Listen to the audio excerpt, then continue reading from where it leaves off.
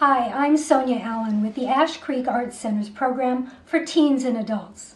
For this series, we selected a number of art projects that can be done with common household objects and inexpensive supplies. I'm going to show you how to do a wire sculpture. The supplies that we'll need are 18-gauge copper wire that can be purchased at a hardware store. You'll need about 4 or 5 feet of this wire. You'll need a pliers and a wire cutter. For this project, that's all you need. But I can show you how to take it one step farther. And there are a few other supplies that you can get. Masking tape, piece of copy paper, a paintbrush, and some acrylic paint. If you really want to jazz it up, you can use a buffing compound that will add a metallic luster to your project. This is called Rub and Buff that can be purchased at an art store or a craft store. If you choose to mount your project at the very end, you can use a glue gun to glue it onto a piece of really heavy cardboard or wood. If not, you can hang it with wire. So let's get started. To begin with, you'll cut about 4 or 5 feet of your wire. I will demonstrate this first part with a short piece, but you'll need 4 or 5 feet.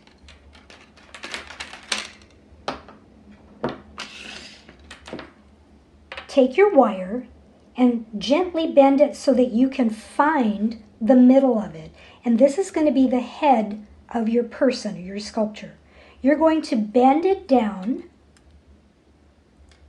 and you're going to give it about 2 or 3 twists to form the neck.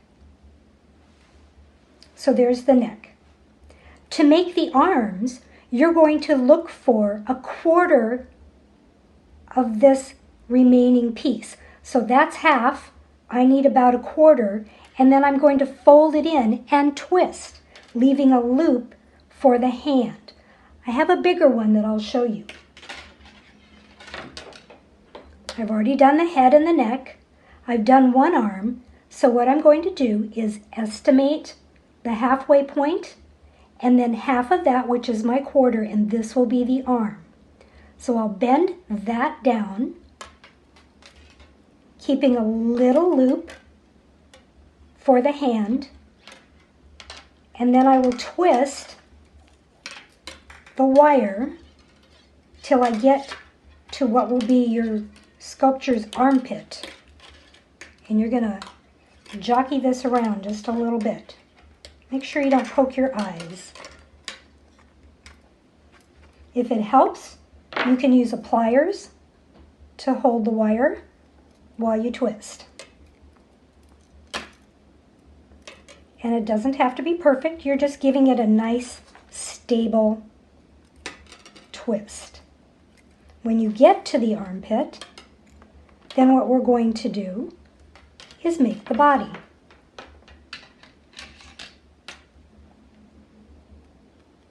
And the body will have a couple of parts. It'll have the upper part of the chest and it'll have the waist. And then you can do hips. So here I have 2 arms and I'm going to twist right about here for the body, the upper part of the body. So give it a couple of twists. And we'll shape it when you're done. And you can twist for the hips, same way. Good.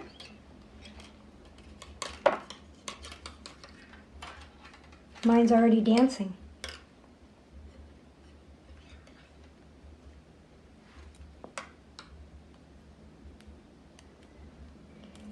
And then you're going to make the legs.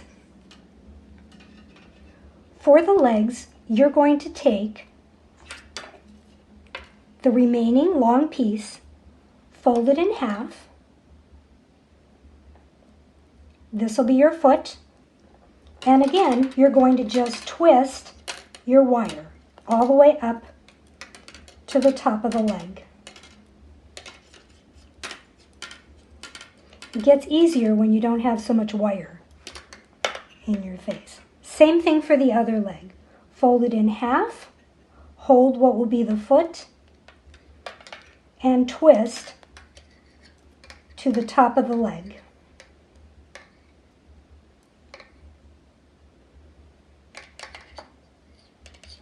At this point, you've created your wire sculpture. Mine kind of lost his hips, but that's all right. You can stop here and you've done the whole thing. At this point, you can pose your sculpture however you like. Maybe this guy is exercising. You can do however you like. You can pose him. If you choose, you can tie a wire and hang your sculpture, or you can glue the bottom to a strong piece of cardboard.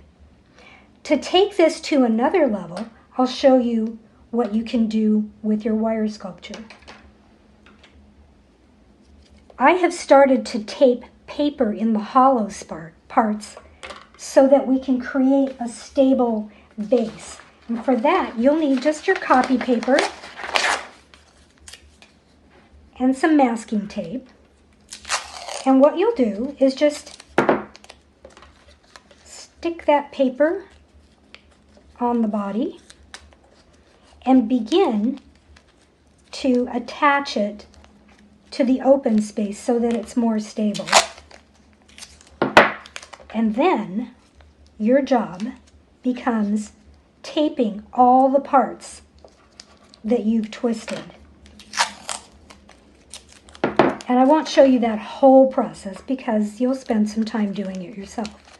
But you're creating a firmer foundation than just the wire that you can go back and paint to look like metal.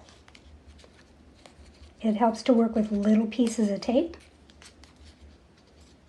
And you're just going to cover the entire sculpture. You can pose it however you like, or you can wait until you're finished after you're done wrapping all your tape. This is another example of one that I did.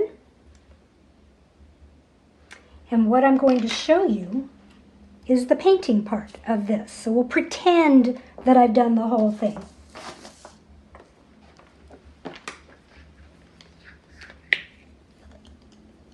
You're going to begin applying paint over all the parts that you taped, which when you're finished will be your whole sculpture. So all of the arms, the hands, the head will all get paint like this. So you'll cover the whole thing with paint and let it completely dry. When you're finished and it's completely dried, if you'd like to make it look metallic, you can take this buffing compound and apply a little bit of it to a tissue or paper towel. Oops. I'm going to get a little bit of that off.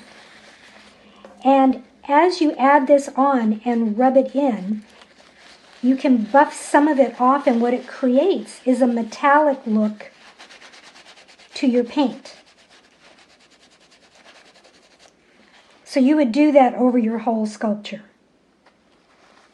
I'll show you a finished one that's had all of these parts done. So this guy has been wrapped, painted, and buffed with a metallic compound to make it look like old metal. And when I finished, I glued him with a glue gun to this piece of wood. You could also hang it if you choose. You can stop with a metal sculpture, or you can finish by wrapping and painting to have this type of look. Your choice. And here's a finished product.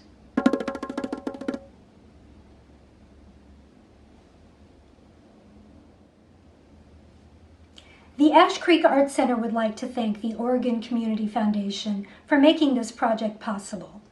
I hope you've enjoyed it and that you'll check out some of the other videos in the series. Thanks for watching.